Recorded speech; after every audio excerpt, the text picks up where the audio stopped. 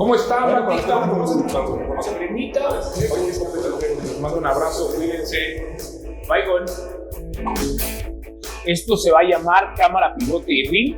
Bienvenidos a un podcast nuevo con un proyecto totalmente diferente, el cual está pensado para ustedes y de ustedes. Comenzamos. ¿Qué onda, bandita? ¿Cómo están? Bienvenidos a un programa más de Cámara, Pivote y Ring. Hoy tengo la oportunidad de presentarles a un moreliano, michoacano. De verdad, ha podido llevar el teatro y la música de la mano. Es una persona que se graduó con honores, tiene una historia increíble y lo mejor, tiene mucho que compartirnos y de dónde aprender.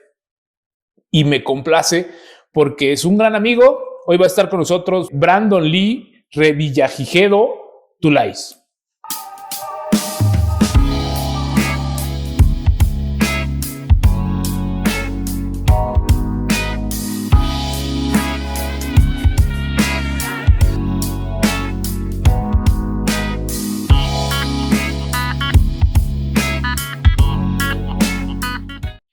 Pues hermano, la verdad es que estoy muy agradecido porque nos regales tiempo. Andas en friega, del tingo al tango.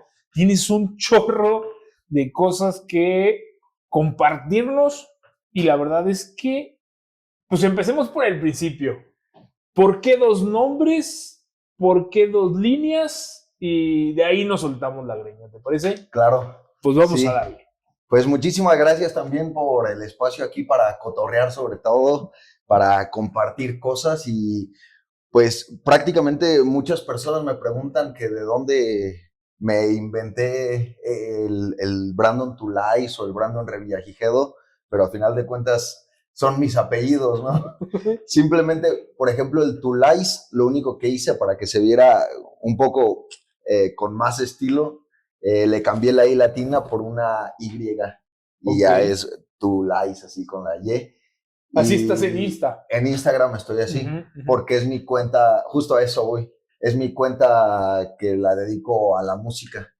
A veces comparto cosas del teatro, pero la dedico a la música en especial. Está muy enfocado. Y el Brandon Tulais es el que uso para la música, para que ha sido también una chamba desde los 14 años más o menos. Oye, tienes un otro. Y poco a poco lo he ido como haciendo más conciso, ¿no?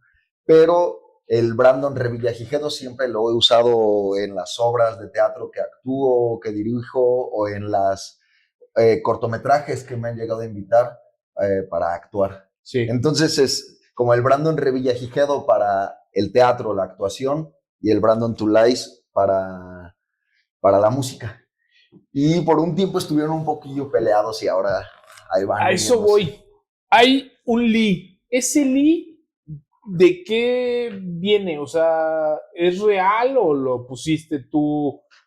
A ver. Sí, justo el Lee es, originalmente es un apellido, como el de Bruce Lee, su hijo Brandon Lee, pero a mí me lo pusieron como segundo nombre. Quién sabe en qué momento se les ocurrió a mis papás ese cotorreo, pero pues me dijeron que es por gustos de mi abuelita paterna. Que a ella le gustaban mucho las películas de Bruce Lee y todo eso, y dijo, pónganle Lee. Oye, honestamente es muy original. No creo que te haya tocado en una lista de todo lo que has, porque sí has conocido un chorro de gente, y más en la forma que te estás moviendo. Ajá. No te ha tocado un tocayo de Lee. No. De Brandon, supongo que sí, pero sí. O sea, un Lee no. No. Y esa parte, pues, no tengo ningún tema con el Lee, pero he decidido usar más como el Brandon Revillagigedo y Brandon Tulais. Por un tiempo yo como que buscaba que las personas del teatro no se enteraran que yo era rapero y que las personas del rap no se enteraran que yo era actor. ¿Por? Pues era como falta como de concreción quizás en mi visión al respecto de eso. Pero era un tema tuyo. Sí, era un tema mío. Ok.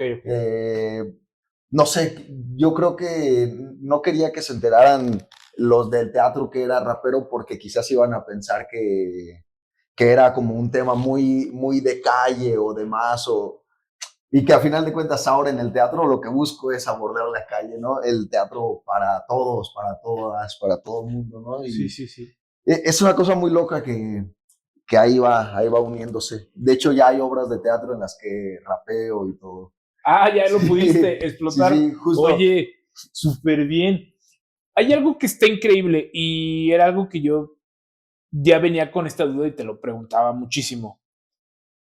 ¿Te has enfocado tanto en lo cultural que has estado apoyando al centro histórico, a la niñez, porque estás en un kinder, en la secundaria, que tengo la oportunidad de que tuviste a mi chaparro, bueno, a mi hijo, y le Sí, estuviste sí. dando ahí clases? Entonces, esta parte cultural de compartir o de enseñar todo lo que has estado trabajando, eh, complementa todo lo que estás haciendo. ¿Nos platicas un poquito de este tema de lo que estás haciendo? O sea, de trabajar al aire, ¿cómo Al se aire dice? libre, Al aire sí. libre, ok, Hay un teórico colombiano que se llama Misael Torres, que le llama básicamente teatro abierto. ok, Y en el teatro abierto engloba tal cual el teatro de calle, el teatro en la calle, porque no son exactamente lo mismo. Por ejemplo, el teatro de calle, ah, cabrón, yo en mi tesis de la licenciatura hablo de ese cotorreo ok, porque el teatro de calle es el que está hecho pensado en las coordenadas de los espacios abiertos y pensados en un público totalmente diverso, en un público que quizás nunca ha ido al teatro. Entonces suele ser mucho más festivo. ok, Y tiene elementos como grandes y demás, mojigangas, telas que llaman mucho la atención visualmente. ok. Hay muchos elementos también sonoros, instrumentos musicales.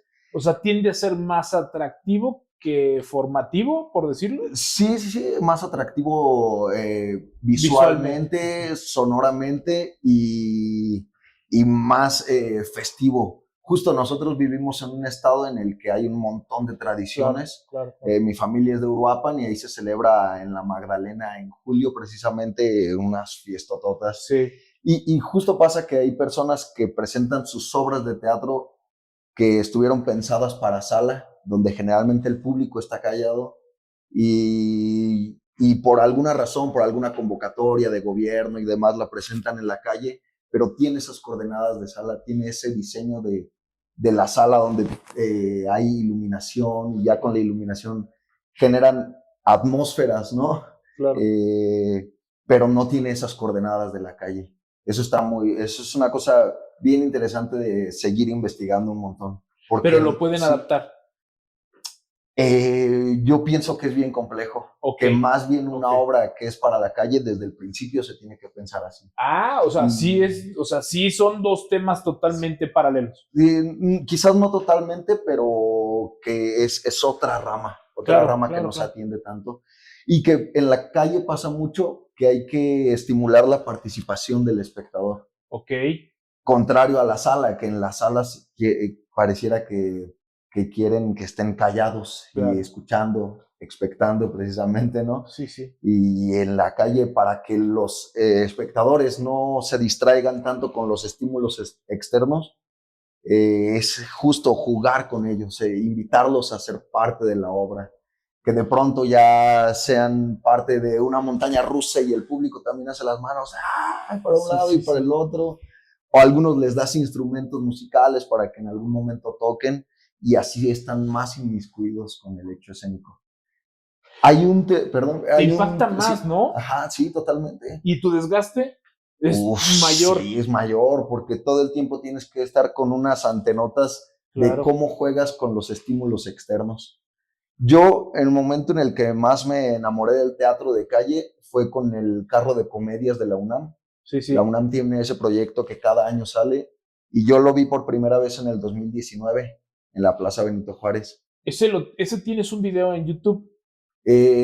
Tengo como un poquito registro de eso porque lo usé para mi tesis, Ok, pero yo no participé directamente en ese, pero ok, fue a partir de ahí que investigué sobre ok. ese tema.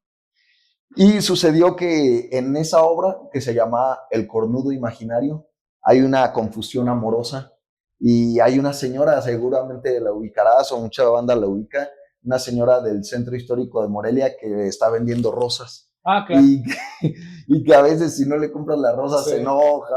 Sí, te la raya. Sí. Sí, es una chulada la señora. Y entonces pasó que se estaba presentando el carro de comedias de la UNAM y en una escena de enredo amoroso, la señora llega con la flor, con una de las actrices. Y yo desde acá de chin, si la actriz le rechaza la flor, aquí se va a hacer una escena alterna. Sí, claro, claro. Pero nada, la actriz toma la flor y la usa como parte de la escena y juega con eso y como si se le hubiera regalado uno de los personajes, bien chido. Y a partir de ahí dije, hay que saber jugar y usar esos estímulos. O sea, es totalmente improvisación. No totalmente, pero hay que saber improvisar. Claro. Hay que saber improvisar cuando te avientan un estímulo que no puedes ignorar. Hay algo que me gustaría que a la gente le platicaras porque es un tema que nos brilla en los ojos a Chris y a mí cuando nos explicabas esta palabrita que es una patada en los gumaros que no te late, güey. De ahí, eso, la verdad, creo que culturalmente mucha gente no lo comprendemos o no dimensionamos. Tal vez no la falta de respeto, pero sí creo que de repente no estamos utilizando bien la palabra, con lo que me empezaste a dar la definición, que tienes mucha razón. ¿Nos platicas eso un poquito? Sí, que hablábamos sobre el cotorreo del drama, ¿no? Exacto. Sobre que muchas personas suelen usar la palabra drama como sinónimo de exagerado. Y que sucede también con la palabra teatro, ¿no? Suelen usar la palabra teatro para decir que algo es falso. Ya está haciendo mucho teatro o está haciendo mucho drama. Sí, sí. Cuando hay una autora que se llama Claudia Cecilia Alatorre, que ella dice que el drama es dos fuerzas en contraposición, dos fuerzas ahí en colisión, un conflicto que se tiene que resolver. Y desde ese sentido sí hay drama en mucho de la vida, pero el drama no es un sinónimo de exageración y que solemos usar esa palabra de esa manera y que igual no todos somos especialistas en todo y sucede que tampoco yo voy por la calle señalándole a la gente, no tienes que decir sí, claro. Cuando alguien es exagerado, pero con mi gente cercana y tal, yo sí comparto que a mí me genera ese ruido. Este picor. Sí. Sí. Es que justo yo soy un poco un clavado con las palabras. Tengo muchas cosas que aprender sobre la palabra, pero me gusta mucho analizar las etimologías de las palabras. Por ejemplo, mi maestro de estética, que justo es el área de la filosofía que analiza el arte, nos hablaba sobre la definición etimológica de panteón, que decía que pan significa lugar y teon significa Dios o dioses, y que en ese sentido, desglosándolo o uniéndolo más bien, significa lugar donde están o habitan los dioses, ¿no? Y es raro que panteón le llamemos así, ¿no? Justo al cementerio y tal. Sí, claro. Yo soy como un clavado con esas cosas, me gusta mucho. Yo luego le pregunto a la banda que cuál es su palabra favorita. ¿Tú tienes una palabra favorita? Me agarraste en curva. Debo de tenerla, pero ¿sabes qué? Sí. Yo soy muy grosero. O sea, a mí, por ejemplo, algo que creo que marca mucho mi personalidad son las groserías. Sí. Y pues yo creo que un chingado o un cabrón, o sea, yo sí uso mucho esas palabras. Pero como decirte preferida, honestamente no, pero más adelante voy a pensarlo. Sí. Porque me agarraste en curva y sí, pero ¿tú tienes una, Chris? Es que justo... Sí, no, o sea, yo no es algo que le ponga tanta atención, pero fíjate que me pasa algo bien curioso. Para yo poder tenerte aquí, o sea, como invitado, yo ves que te digo, oye, carnal, mándame una biografía para pues, reducir un poquito mi chamba y saber, pues, por todo el respeto que te mereces, saber de qué habla contigo. A mí algo que sí me impacta y eres una persona que saliste con reconocimiento en la universidad, en la Michoacana. Por Bellas Artes tienes otro reconocimiento. Estás haciendo una nueva maestría. Impone. Y ahorita que me dices, ¿cuál es tu pareja preferida? Es como, puta, ¿cómo le digo a alguien que sabe Sí, de lo no, que me y está hablando? justo, no. Una palabra, dije, la que diga la voy a cagar, ¿no? Y yo lo digo fuera de toda pretensión, no No, para yo lo nada, sé, para cuestionar, pero sino me más bien impone. porque justo a mí me gusta compartir que yo tengo una palabra que digo, ¡fa! Está loquísima. Es que yo vi una obra de teatro una vez Ok. en la que todo el tiempo estaban repitiendo los actores y las actrices Mamila Pinatapay. Y dije, su madre, yo cuando escucho una palabra así Sí, extraña, sí. me vuelvo loco y me dan ganas de averiguar qué onda con eso. Y entonces es de origen de la parte más del sur del continente americano. Ok. Y es una palabra bien loca que de hecho tiene como una especie de récord por ser una palabra tan concisa. Y dice que es un acuerdo silencioso entre dos personas que se están mirando, pero que ninguno hace la acción que ambos quieren hacer en ese momento. O sea, los dos quieren hacer una acción, Se congelan. pero los dos se están mirando y ninguno de los dos se atreve a hacerla. A Es ver, otra Mami la vez. Pinatapay, es una cosa bien loca.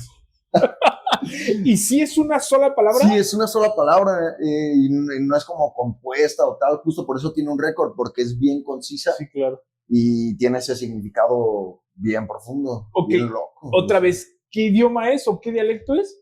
Es de una región de la parte más del sur del continente americano. Es Ok. una cultura que se llama Yagán. Ok. Y justo tiene hasta un récord por ser una palabra tan concisa y que explica algo tan, no sé si llamarle onírico, que es como tan poco explicable, ¿no? Como ese acuerdo mutuo entre dos personas Sí, sí. que ambos quieren lo mismo y ninguno de los dos se atreve a accionarlo, ¿no? Es una cosa muy loca. Sí, porque vulgarmente yo diría, ese güey se congeló. Ajá, sí, sí. No, o sea, vulgarmente. Y la palabra como tal, la vamos a dejar escrita por aquí, o no sé si por aquí, ahí ya será costado. Mamila Pinatapay. Sí, eso. Porque para pronunciarla, no. Todo esto lo vas adquiriendo conforme estás estudiando, o de niño hubo algo que te marcó que dijiste, me apasiona esto y de aquí desarrollas, porque no solo eres actor, eres compositor, eres director, y bueno, valga la redundancia, y eres actor. Sí, sí, sí. En las dos líneas, o sea, tanto en la música como en el teatro, estás desarrollando dos artes totalmente. Nos platicabas que no se llevaban de la mano, hoy ya lo explotas junto, pero ¿qué, o sea, qué fue lo que aquí me quedo? Esto es lo mío. ¿Cómo lo descubriste? Pues es una cosa muy que yo también a veces me lo pregunto. De primeras, mi papá es músico y Okay. siempre se ha dedicado a la música como desde muy chavo él y desde que yo lo conozco y todo. Y entonces desde ahí yo fui conociendo algunas cosas de pintura, algunas cosas de música, porque también él pinta óleo. Ok. Y Cabrón. entonces ¿Qué música, digo, qué género? lo que más toca es rock, es lo que más le gusta. Ah, Sí, de Guns N' Roses, bueno, de él Queen y también todo eso. tiene Sí, y pinta óleo. tiene su proyecto de música que se llama Melba de 50 pesos. Ok. Es como una burla a la corrupción, Sí, sí, porque sí. ya antes, ahora ya te piden de Sí. Sor Juana para arriba, ya Sí, te sí, piden sí, de... sí. Pero antes Sí. una infracción y tal eran 50, ¿no? Sí, para Y, todos, a los viejitos era un tostón. sí, exacto, por eso le puso así a su proyecto. Pero bueno, viene desde ahí, de como todo mi, digo que yo tengo poquito, pero mi bagaje cultural empieza desde ahí. Ok. Yo no sé en qué momento me llevaron al circo o qué conexión fue mi primera con el circo, pero yo de niño les decía a mis papás que yo quería ser payaso y presidente. Ahora ya presidente no, pero todo lo que tenga que ver con el payaso, con el clown, sí sigue a mí llenándome un montón. Y justo yo siempre quise estar dentro de la música, pero no sé si por no disciplinarme con ciertas cosas, o sea, sé ciertos acordes, sé algunas canciones en el piano, cosas, pero que yo no me considero tal cual músico. Y entonces en la prepa conocí muchos amigos que les gustaba el hardcore, Ok. acá de metal, pero como con cierto subgénero, ¿no? Uh-huh, uh-huh. Y yo hice mi banda de hardcore y yo hacía los guturales y eso. Pero nunca tocamos, ensayábamos, pero nunca tocamos en un evento y me quedé como con esa espina. Ok. Y dije, bueno, desde la secundaria yo había escrito algunas cosas, algunos como búsquedas de poemas y algunas rolas.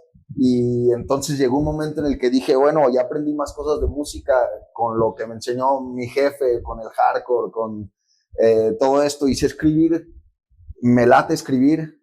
Y entonces ya me puse a montar más ritmos de rap. Aquí es donde también se conecta eso. Pero a ver, ¿esas canciones no estaban planeadas para que fueran rap? Sí. Siempre sí. Ok.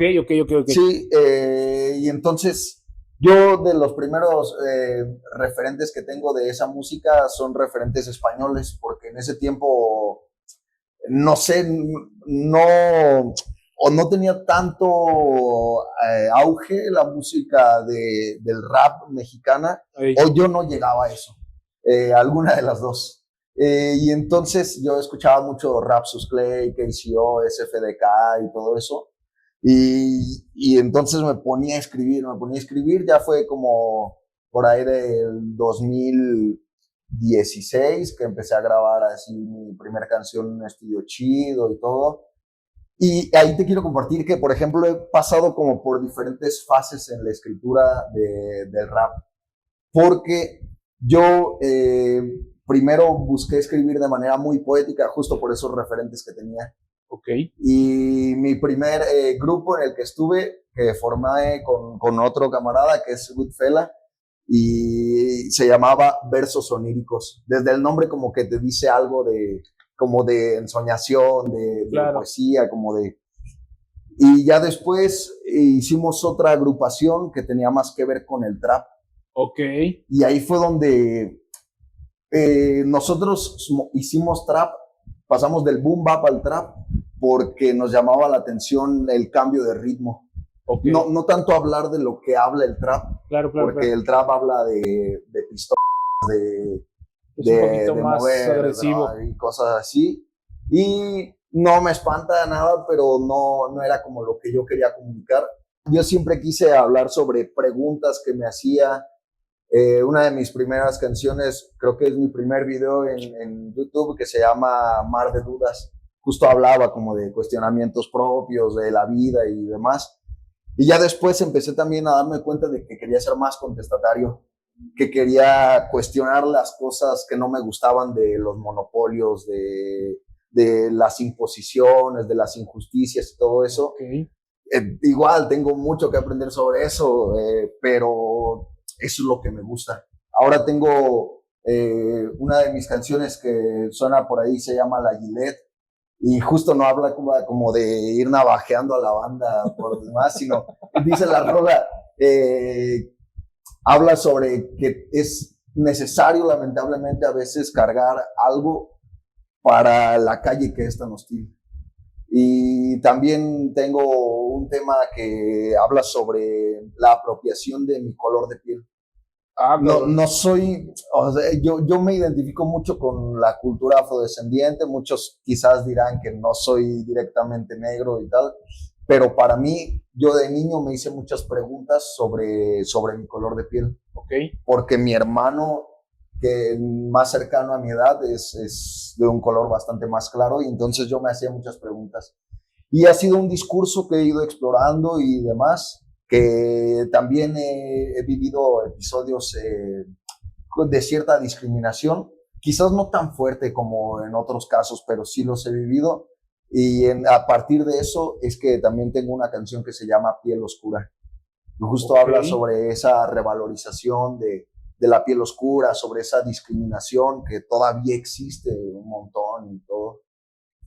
Oye, ¿en qué momento,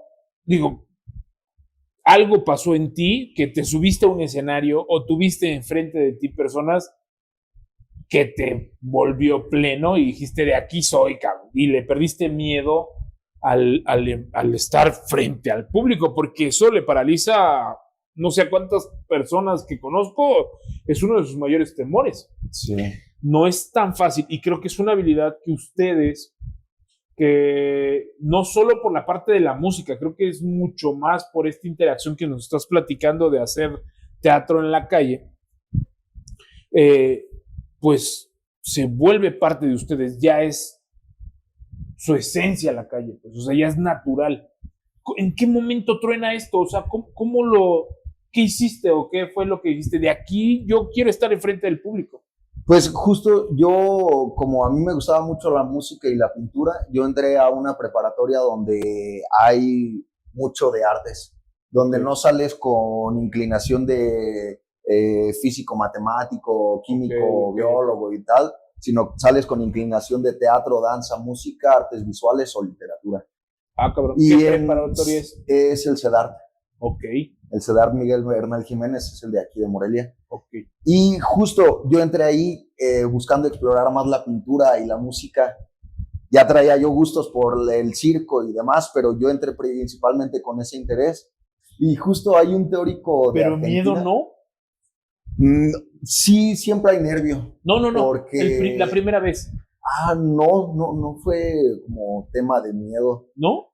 No, pero justo siempre hay esta emoción intensa claro. que le llaman nervio a veces. Y que muchas veces dicen también, si dejas de sentir nervios, mejor ya no te subas al escenario. Porque significa que ya no te genera, ya no te mueve las tripas, ya no te genera esa emoción fuerte, ¿no? Oye, perdón, te interrumpí. ¿Me ibas a decir algo de un teórico? De un teórico argentino. Sí, un teórico argentino que se llama Jorge Dubati, define al teatro como acontecimiento convivial. Okay. Y entonces a mí desde esa línea yo digo, sí, es que el teatro tiene que ser un convivio.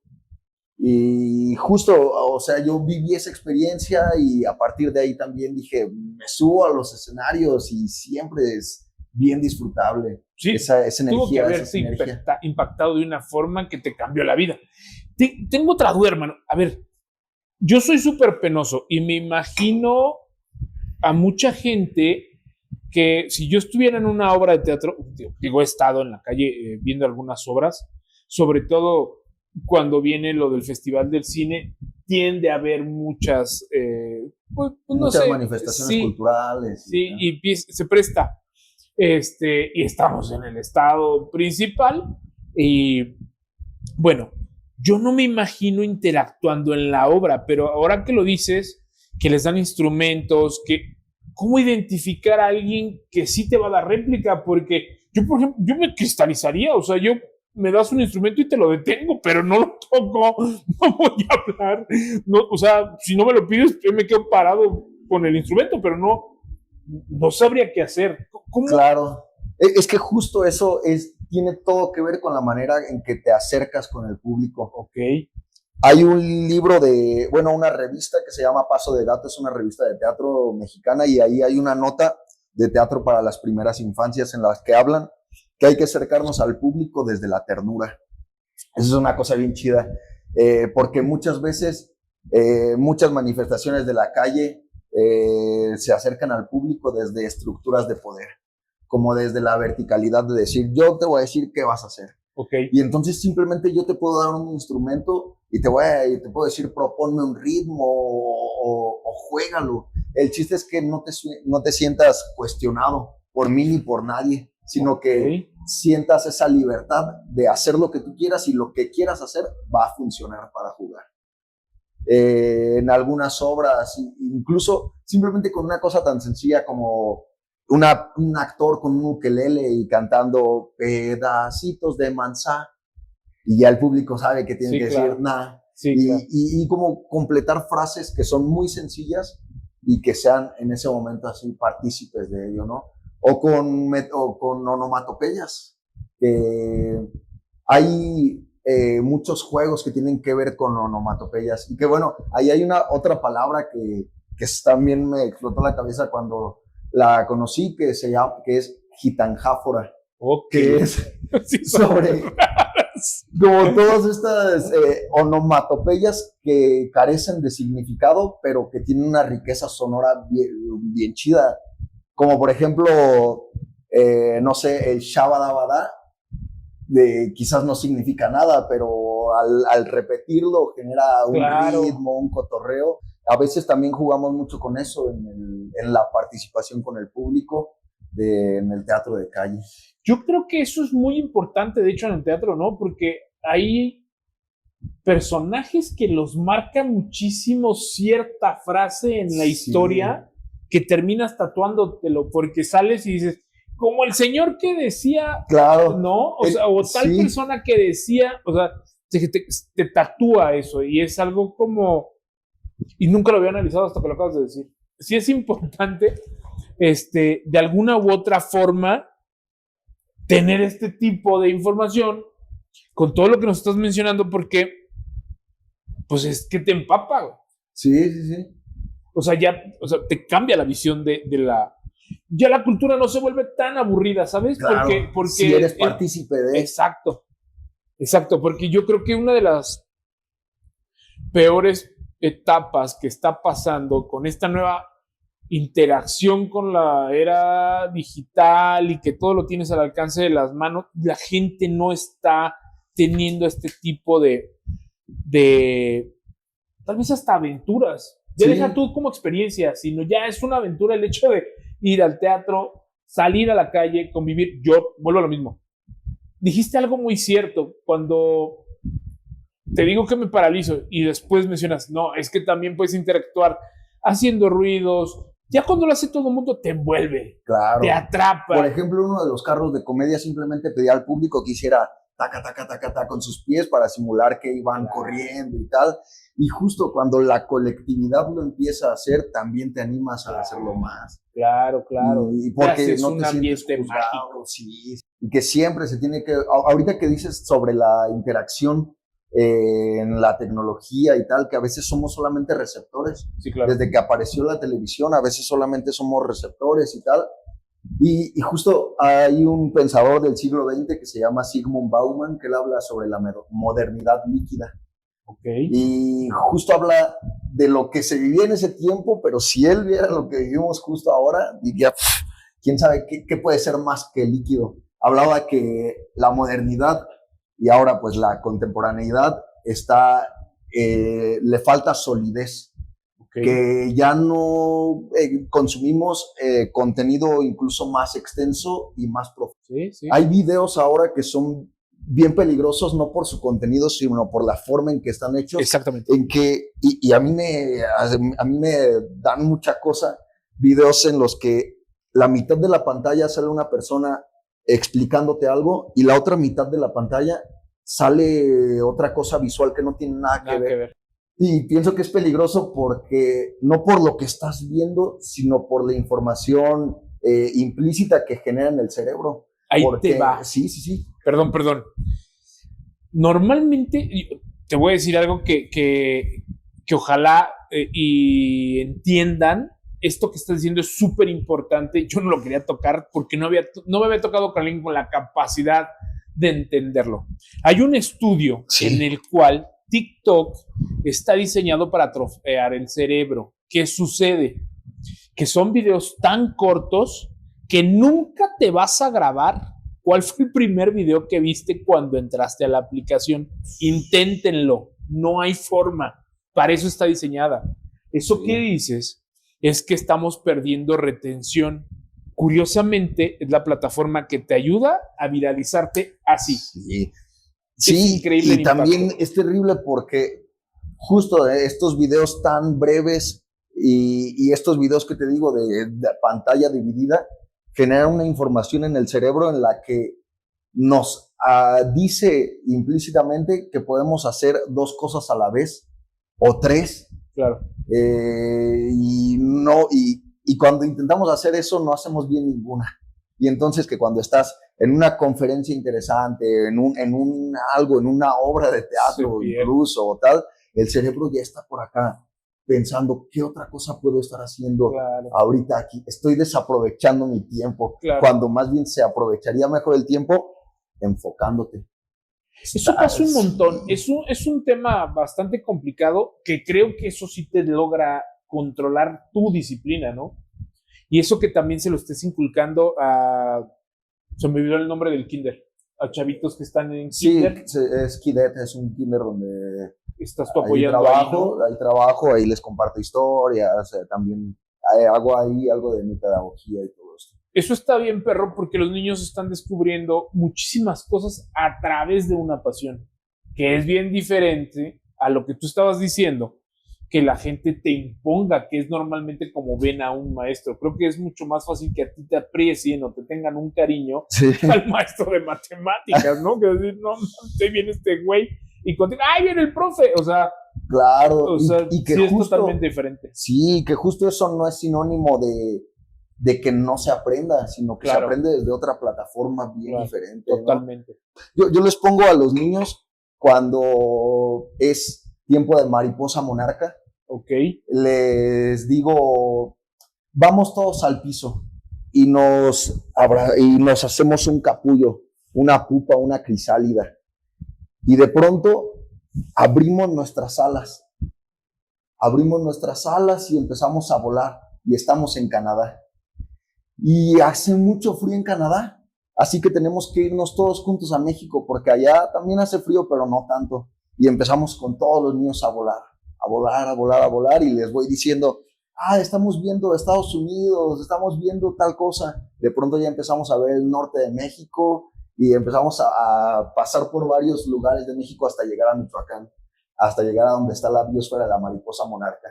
Y ahí llegamos y nos plantamos en árboles y seguimos moviendo nuestras alas. Y acaba y los niños gritan, ¡otra vez! Sí, claro, porque es una experiencia. Y no les estoy teniendo que decir, es que primero es una larva, y luego es una pupa, una crisálida, y luego les salen alas, pero, o sea, es mucho más allá de la explicación si lo hacemos con el juego, y eso ya se queda mucho más. Es lo que te digo, lo tatúas.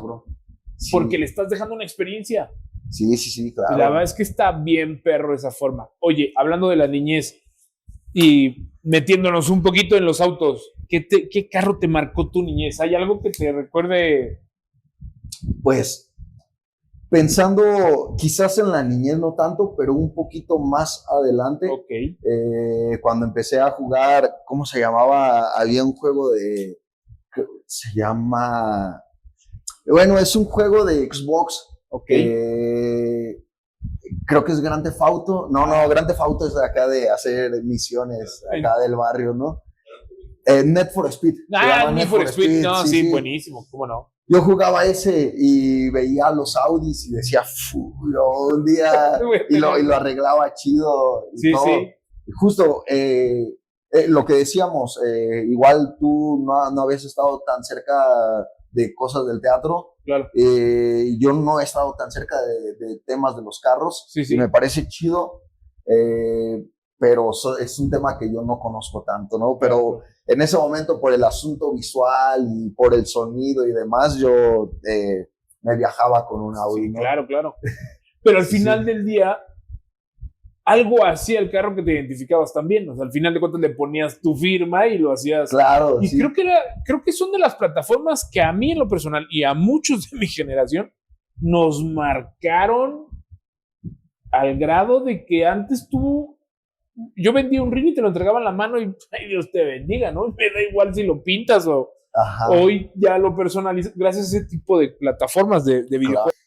¿Crees que todo se va a adaptar? Y el teatro creo que es parte de la cultura. No creo que desaparezca. Lo veo muy complicado. No, pero y en la pandemia intentaron hacer temas como de teatro virtual o tal, pero a final de cuentas no era teatro. No, pues no. Porque justo el teatro cine? Es una... era cine o videoteatro. Y porque el teatro es ese acontecimiento donde está el actor, la actriz y el espectador en el mismo espacio, respirando el mismo aire y todo, ¿no? Es que desde el tono de voz, la luz, todo lo que envuelve el teatro es toda una magia. De hecho, yo una vez he ido como espectador a varias muestras de teatro, muestras nacionales de teatro, y una vez en San Luis vimos una obra en la que en el escenario, mientras contaban historias de sus antepasados, cocinaban el platillo que les había marcado de ese antepasado, pero lo cocinaban de verdad, en la realidad. Y entonces era toda una experiencia más allá por el olor. Claro. Y más todavía que cuando acabó la función nos compartieron de ese platillo. Los espectadores comimos de eso. Y entonces ahí se hace mucho más circular la experiencia estética. Hablando de todo este medio artístico, has estado en obras de diferentes estilos. Vuelvo a lo mismo, ahí es donde me falla. ¿Qué son estilos? O sea, lo del drama, lo de la comedia, ¿cómo se define? O sea, ¿son corrientes? ¿Qué son? Sí, son diferentes ramificaciones, al final de cuentas, que el teatro es ese uno mismo, ese convivio donde hay un conflicto que puede ser divertido o trágico y que al final de cuentas tiene muchas ramificaciones. Al final del día, sí, por lo que nos estás diciendo, es que todo tiene un momento y un lugar. Sí. Todo. Sí, sí, sí. Independientemente de que seas muy bueno para improvisar, otra vez, hay que saber improvisar y lo dijiste. ¿En qué momento la cultura fue por convivencia, fue por compartir lo que ya sabías, que empiezas a apoyar al centro histórico? Porque el hecho de estos tours no es uno, es repetir la historia. O sea, puede ser un trabajo, pero en algún momento debe de ser placentero, porque al final del día también convives con una cantidad increíble bueno, también locales, pero de extranjeros o de turismo, sí, ¿no? Totalmente. Sucede eso también mucho porque yo trabajo en el tranvía, yo soy narrador de leyendas. Y empecé a trabajar en el tranvía cuando estaba en tercer año de la licenciatura en teatro. Y para mí fue un impacto, porque en el teatro justo hay algo que le llamamos cuarta pared, que es esta división entre los actores, las actrices y el público, que es la que a mí no me gusta. En algún momento de mi carrera me di cuenta de que yo estaba en contra de la cuarta pared, ¿no? Pero en mucho nos forman así, en muchas licenciaturas en teatro, con la cuarta pared. Y entonces yo estaba acostumbrado a eso, pero cuando empiezo a trabajar en el tranvía y ya estamos en las plazas y narramos a las personas estornudan, las personas se tropiezan y están aquí cerca. Y fue donde yo empecé a cuestionarme, órale, aquí no hay cuarta, ni tercera, ni segunda, ni ninguna pared, claro, porque estamos en el espacio abierto y pasan cosas.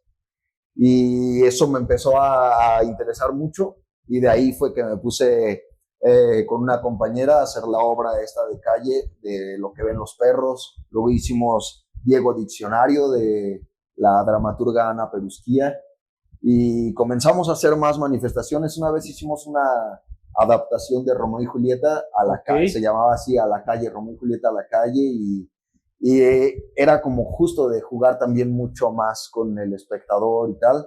Yo estuve en un encuentro de teatro que es nacional en Nahuatzen, que es encuentro de teatro de calle. Y ahí fue mucha gente de la República, sobre todo mucha gente de Ciudad de México. Sí, también claro, gente del estado y demás. Y ahí en ese encuentro hablábamos mucho sobre también que en el teatro de calle hay que hablar menos y convivir más, o sea, hay que jugarlo más y hablar menos, hay que danzar, hay que hacer música, hay que improvisar música y que la gente juegue. Hay una obra que estuvieron presentando en el Cedram, que es un lugar que Luis de Tavira puso en Michoacán, en Pátzcuaro específicamente. Y ahí estuvieron presentando también una obra de teatro que se llama El perdido de sí mismo. Y muchos de los actores de ahí eran personas que organizaron el encuentro de teatro de calle. Tengo una duda que me acaba de surgir. Sí, sí, sí. ¿Cuánto es el tiempo normal de una obra, que supongo que debe ser totalmente diferente, ya por lo que me platiques, de habla menos, interactúa más en la música, calle, que vaya en sala? Generalmente si lo juegas a cooperación voluntaria, está más chido si es una obra de 15 minutos incluso. Es poco? que para el teatro convencional es muy breve, Sí, 15 claro. minutos. El teatro convencional generalmente dura 50 minutos, una Sí. hora, hasta hora y media. Pero cuando lo juegas así a cooperación voluntaria, incluso 15 minutos está súper bien, porque así acabas la obra, descansas un momento y vuelves a presentarla. Y ya no es la misma. Y suceden cosas diferentes. Sí, claro, o sea, sí, ya no, o sea, porque no es la el misma público historia. participa Claro. distinto y tal. Pero sí, a veces sí hay, por ejemplo, el carro de comedias de la UNAM, sí tiene una extensión un poquito más larga, como unos 40 minutos, algo así. Ok. Pero porque ya viene de una convocatoria bien fuerte de la UNAM y demás, y les acondicionan un poquito más un espacio, tienen un carro que los mismos actores, que son multidisciplinarios, ellos mismos arman el escenario, ellos mismos actúan, ellos mismos cantan, ellos mismos tocan instrumentos. ¿Tienes apoyo en ese sentido? O sea, el gobierno, digo, tú estás apoyando al gobierno, supongo que tienes acceso más de lo normal que cualquier otro actor, pero al final... Sí, sobre todo me gustaría decir que apoyamos con mi grupo que se llama Sensontle Teatro, apoyamos a la comunidad. Esa es la misión. Quizás nos falta más, pero apoyamos a la comunidad. No, pero que ustedes reciban apoyo. Hasta ahora no. No es nada fácil. O sea, sí hay a veces, pero para otras obras que son más extensas, que luego se presentan en salas, en el Teatro Campo. Apoyo del gobierno en el sentido de que salen convocatorias. Y eso sí generalmente sí salen varias y eso está chido. Pero sobre todo para lo que he hecho de calle, casi siempre lo he jugado así, a cooperación voluntaria, pero estaría chido. Claro. Estaría bien que puedan, justo esto, acondicionar un espacio para los espectadores, sobre todo. Exacto. Para sí, por lo menos dejarles un área, más. porque si están reduciendo el tránsito vehicular y están ampliando la parte peatonal, pues lógicamente debe haber un espacio en el cual puedas, pues, poder disfrutar de este tipo de arte que no es tan común y que la verdad sí es un beneficio para la sociedad. Al final del día es formativa. Sí, y que justo la calle es de todos. Claro. Yo nunca voy a llegar con un artista de la calle, algún músico o tal, y decirle, hey, ¿qué onda? Aquí es donde yo me presento, jamás, ¿no? Claro. Espero nunca hacerlo, pero hoy en día digo que nunca lo voy a hacer. Pero sí estaría bien como generar un apoyo del gobierno para que haya más teatro de calle y con cierto recurso también ya más fijo. Claro. Es que al final del día son de las cosas que se ocupan, que poco a poco creo que alguien tiene que picar piedra, en este caso tú y tu fundación o esta agrupación que están generando apoyo, sí. Pero sí estaría bien socialmente verlo. Independientemente de eso, también estaría bien que hubiera un fondo virtual por lo menos. O sea, sí. Algo que la gente dijera, ¿sabes qué? Yo quiero aportar y eso estaría bastante bien. Si ustedes quieren hacerlo, síganlo en sus redes para quedar aquí. Oye, ¿sabes qué? Yo quiero aportar, porque al final de cuentas sería sin lucro y es por una cuestión cultural. Claro. Entonces, y que justo así también como hay convocatorias de encuentro estatal de teatro, encuentro tal para jóvenes y demás, también que haya quizás una convocatoria para teatro en espacios abiertos. Claro. Porque sí es bien importante. Y justo también otra cosa del sensontle es que es el único animal que es capaz de expectar. De reunirse varios sensontles y observar alguna pelea de animales, por ejemplo. Y de ahí se graban. Ajá, sí, quizás de ahí se graban y de ahí viene la mímesis. Y son los únicos animales que se quedan así expectando, viendo algo, un acontecimiento. Y eso tiene todo que ver con el teatro, ¿no? Claro. Etimológicamente teatro viene de teatrón, que es lugar para ver. Y de ahí está relacionado con los sensontles un montón. Me gustaría muchísimo cerrar con la parte complicada. Por lo que me platicas del apoyo, ¿tú le recomiendas a esta generación o a la que sea que se meta al teatro, o sea, que yo sé que sí por esta pasión, pero no es fácil llevarlo, porque aparte de ser creador, lógicamente eres un inversor. Sí, esa es la parte más complicada, que a mí me falta mucha experiencia en eso, en la gestión y producción. Claro. Y yo tengo conocidos, amigos que luego dicen que el teatro es 80% gestión y producción y el otro 20% es la parte creativa. Y es terrible porque nosotros empezamos a interesarnos, casi la mayoría nos interesamos por eso a través de la parte creativa. Pero también si no le macheteas ahí en la gestión, no tienes los apoyos para irte de gira, por ejemplo, ¿no? Sí, sí. Hay convocatorias bien densas, bien chidas, que hay que saber hacer la justificación de tu proyecto y tal, como EFI Teatro y convocatorias bien grandes y bien importantes en las que hay que hacer mucha gestión. Claro. Y si me preguntas si yo recomiendo entrar al teatro, hacer teatro, yo totalmente lo recomiendo, aunque no se dediquen al teatro, aunque no se dediquen a hacer obras de teatro para toda la vida, pero que sí en algún momento lo experimenten, que en algún momento experimenten la escena. Si no hacemos exactamente teatro, porque quizás no a todo el mundo le gusta estar arriba de, pero sí, eso sí invito mucho, a responder mucho a los intereses de nuestro yo de niño. Eso es una cosa que también pienso mucho sobre la música, conectándolo un poquito ahí otra vez. Sí, sí. Que ahora cuando me pongo a escribir, si vas y escuchas mis canciones un poco más, en algunas rolas puedes decir, aquí coincide mucho con lo que está diciendo, y en otras puede que digas, aquí no coincide tanto. Pero es natural, yo pienso que en algún momento darse cuenta y decir, era por acá. Pero bueno, justo yo ahora cuando me pongo a escribir, me pongo a pensar si mi yo de 5 años y mi yo de 80 años estaría orgulloso o coincidiría con eso que estoy diciendo en ese momento. Qué fuerte.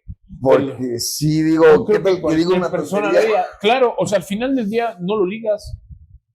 O sea, eso está sorprendente que te permitas dedicarle ese tiempo, no solo a la creatividad de estar escribiendo, sino al hilarlo. Yo estoy seguro que muchos no coincidimos. Sí, que yo digo, yo quisiera que mi yo de 80 años, si es que llego, primero Dios, escuche esas canciones y diga, órale, esa rola dice algo. Sí, claro. En una formación teatral también que tuve, nos decía el maestro, el director, que para qué queríamos hacer teatro, que para qué queríamos dirigir. No por qué, porque si dices por qué, muchos respondemos porque me gusta, porque me llena.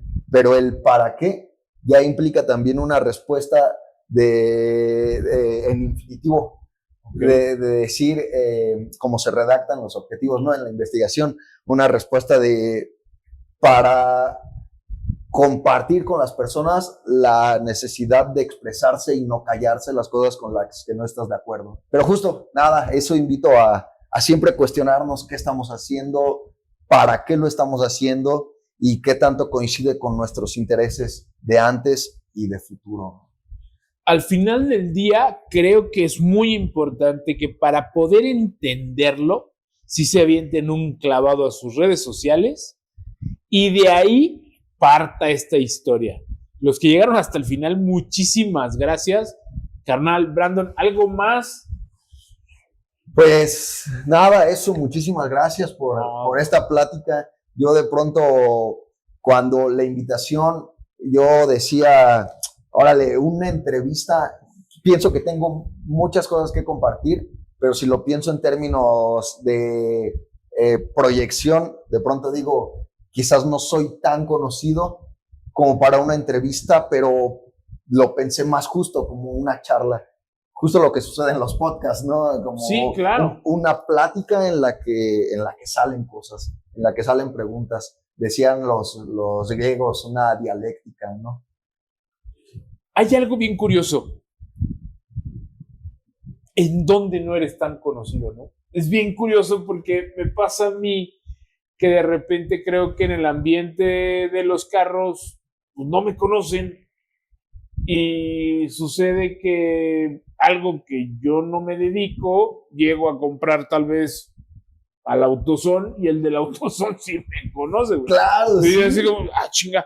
Entonces, sí es bien raro, Sí, y es más cierto. que tú estás en la calle, debes de tener. Porque sí me pasa también, o sea, luego digo, no soy tan conocido porque quizás no tengo tantos números en redes, pero sí me pasa que voy a comprar maquis y el men que me atiende me dice, órale, tú eres Brandon Tulay. Sí, sí. Y la verdad es que yo sí creo que los números son algo que no representa nada, ¿no? Al final del día mucha gente no te apoya, pero sí te ve y está al pendiente, Claro. y no se refleja en un número. Lo que pueden llegar a representar es el alcance. Exacto. Y que eso sí importa. Claro. El llegar a más personas. Exacto. Para que puedan ver si coinciden con lo que platicamos o no. Y que alguien aprendió algo nuevo. Claro, sí, sí. ¿No? Que eso es lo importante. Entonces, de verdad, muchas gracias, hermano. No, me igualmente. encantó. Muchísimas Te gracias. lo juro que son de las pláticas más enriquecedoras que hemos tenido y valió muchísimo la espera porque te teníamos contemplado de los primeritos. Ya estabas ocupado, clausuras de escuelas, Sí, obras, sí, sí. Andaba en friega y estamos bien contentos. Yo, en lo personal, hoy me voy con una visión diferente, con una espina de probar algo y ojalá podamos hacer por ahí una segunda parte o un video haciendo alguna interacción con lo que estás hablando de Claro. Probarlo. Quien quiere intentarlo, pues bienvenido, ¿no? Y de pensar cuál es tu palabra favorita. Esa, sí. Una palabra que conecte. También la tuya, güey. ¿No? Digo, que Cris está atrás de la cámara, sí. Sí, claro. Pues bueno, muchísimas gracias. Nos vemos en el próximo podcast, carnal. Sus redes, no pierdan el hilo. Para poderlo entenderlo, síganlo. Un abrazo. Baigón. Gracias.